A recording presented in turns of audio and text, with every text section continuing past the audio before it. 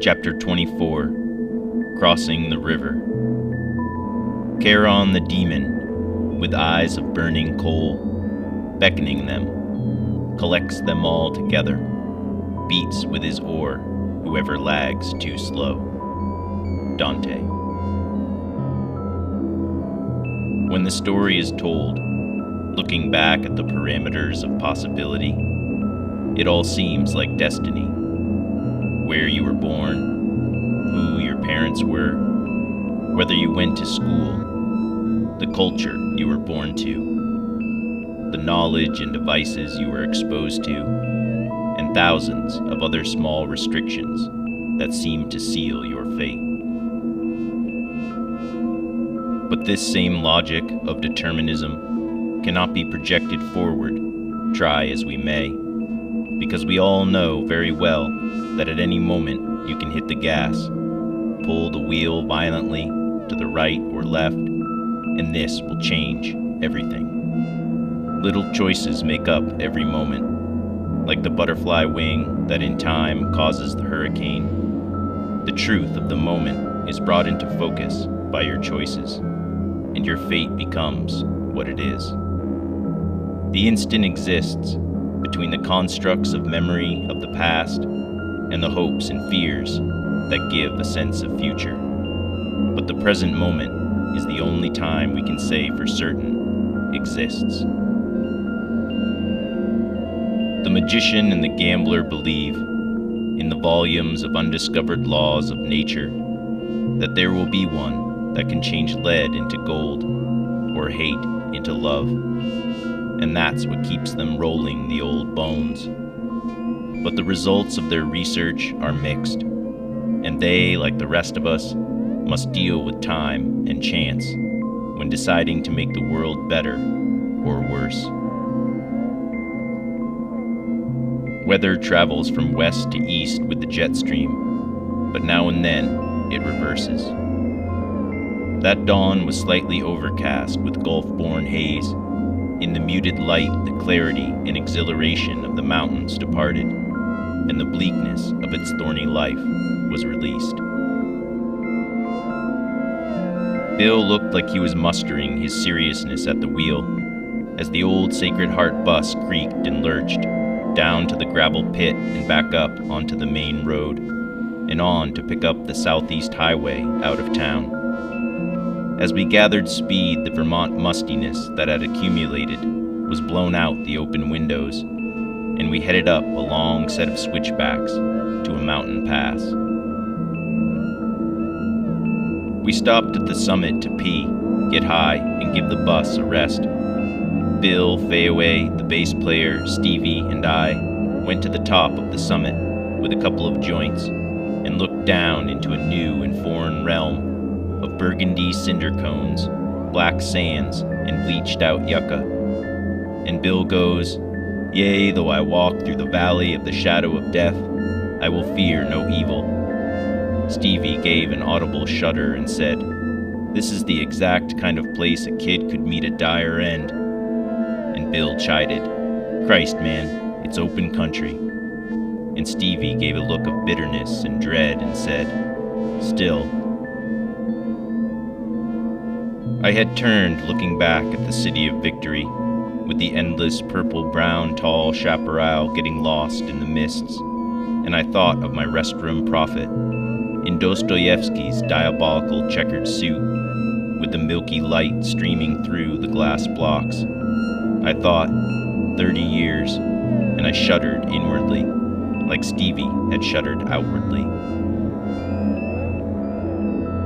On a switchback going down the mountain, Bill pointed out laughing 2 first-class buses going opposite ways. One apexed the corner, the other drifted out of lane on the same corner, passing each other without missing a beat on the wrong sides, both going too fast to do anything else.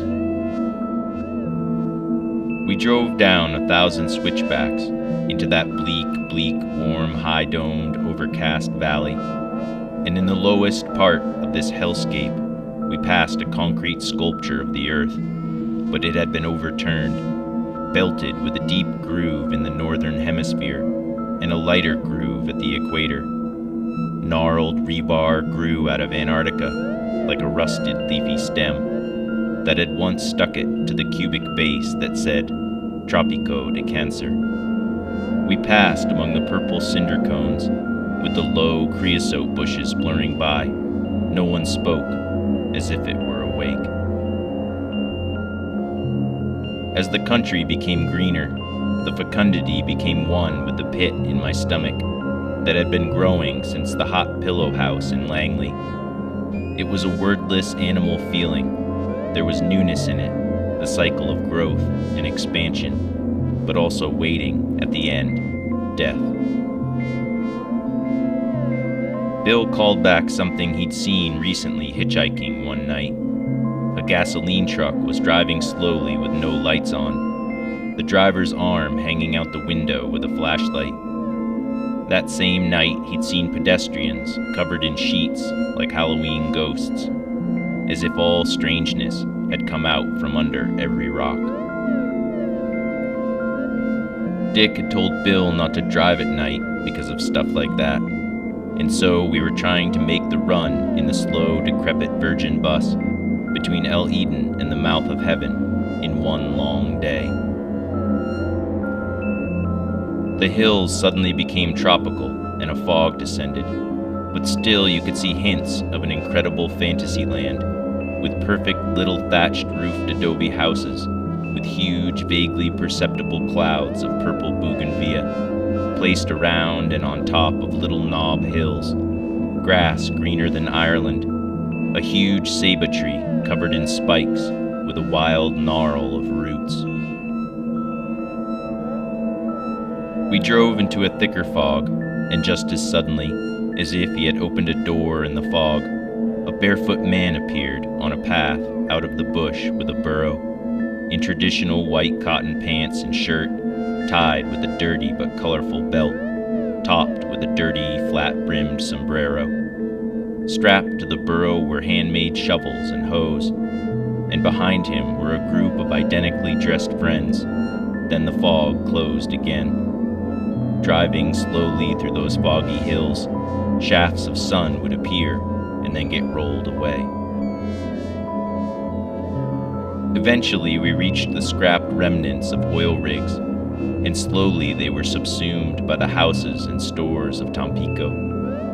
The day became clear, and the breeze off the Gulf freshened. We drove through the long, cavernous streets of windowless walls, painted in blindingly bright, intensely saturated colors. When we drove by the Victorian Zocalo, with its pink salmon and azure-domed bandstand, Teacher John announced like a tour guide, "This is the exact place they filmed the opening scenes of The Treasure of the Sierra Madre." We descended muddy streets and got in line for the ferry, and 30 or so kids mobbed the bus, selling chiclets, tamales, brain tacos, fruit cocktails in plastic bags, poor quality nail clippers, knickknacks, and Catholic memorabilia. Vendors tapped metal objects on the bus for attention. This was another edge to another world, and we were crossing into it. Our ferry came and slapped the metal ramp on the muddy bank, and the bus lurched on. The Panuco was dotted with brightly painted water taxis 20 feet long, blues and whites and oranges scudding across the bright water, the passengers with baskets of vegetables, boatmen under wooden-framed canopies sheltered from the now burning sun. Everyone seemed happy on that sparkling water. Teacher John stood up and started reciting Whitman's Brooklyn Ferry to the bright air. Flood tide below me, I see you face to face, clouds of the west, sun there half an hour high, and someone made a farting sound. Crowds of men and women attired in the usual costumes, how curious you are to me. On the ferry boats, the hundreds and hundreds that cross, returning home, are more curious to me than you suppose, and you that shall cross from shore to shore years hence are more to me, and more in my meditations than you might suppose. There was a more general farting noise, and the ramp slapped down on the far shore, and we drove into the fecundity, green fields of tufted, unevenly grazed, and unfamiliar grasses.